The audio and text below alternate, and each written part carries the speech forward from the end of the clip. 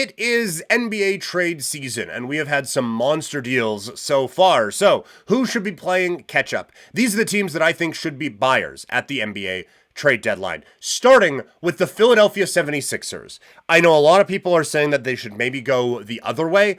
I think you're pot committed at this point. I don't think you're getting any value for Joel Embiid in any kind of a trade. You have gone out and spent big in free agency. You won the offseason on Paul George. You have a inspiring young talent at point guard in Maxey.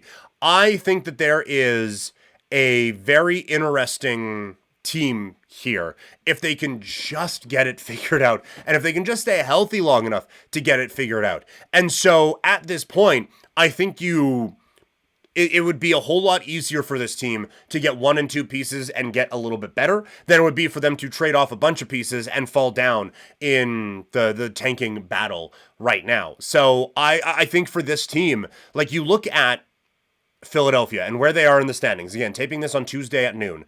They are entering play on Tuesday, a game out of the play-in, and the team ahead of them is selling off pieces. So you should be able to get into that. And again, a lot of teams just getting into the play-in, that's not all that great. And for Philadelphia, it's not great either, but it certainly beats the alternative of not getting in. But then at that point, you have Embiid, you have Maxey, you have Paul George. You can at least put up a fight against some of the top teams in the Eastern Conference. I just think the Philadelphia 76ers have to try everything they can to get into the postseason, or else, like, this is a disaster, and the people in charge probably going to get fired anyway. Moving on, the Oklahoma City Thunder. They have an absolutely amazing roster. If they stand pat, they are still probably the favorites to win an NBA championship. They do also have, though, a ton of assets that they can move, and I think they still need just a touch more size on this team if you want to deal with the suddenly huge Dallas Mavericks, or with what I assume will be a bigger LA Lakers, or, Jokic and all of them on the Denver Nuggets. So I think there's a little bit more size that Oklahoma City needs. They are close to a perfect basketball team, but I think they just need a little bit more bulk on that squad. Speaking of the Denver Nuggets, I have them here too. They've put themselves in a tough spot, losing a bunch of free agents in the last little while. Basically since winning that championship. They have major depth issues that need to get figured out, but this isn't just Jokic and whatever. Jokic is obviously Jokic. He's having an unbelievable, fantastic, tremendous whatever season. But also, Westbrook is playing better than you could have expected. Jamal Murray has found his groove again. And so you have a starting unit, or you have at least a rotation there of players that are of a championship caliber. And so if you can get a couple more pieces to go along with that, all of a sudden you're right back in the mix. But I think just standing pat would basically be waving the white flag if you are the Denver Nuggets. And my last one here, the Golden State Warriors. Steph needs help.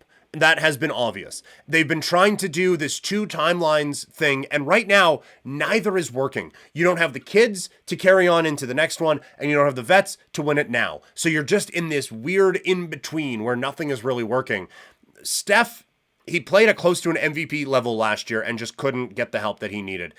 This year, it has certainly fallen off a little bit, and no Clay has hurt him as well. And I still think, though, with that help, they can go out and make a bit of a push in the Western Conference that does feel a little bit wide open right now. But you also have 12 teams competing for 10 spots, basically, with San Antonio and Golden State right now on the outside looking in, and teams like Sacramento and whoever on the inside. So I think that there is a lot still that the Golden State Warriors can do. In the chat, Toxic asking, what do you think the Raptors should do? Stay the course? I think that right now you have, I guess, your core, right? With Barnes, Quickly, and RJ Barrett.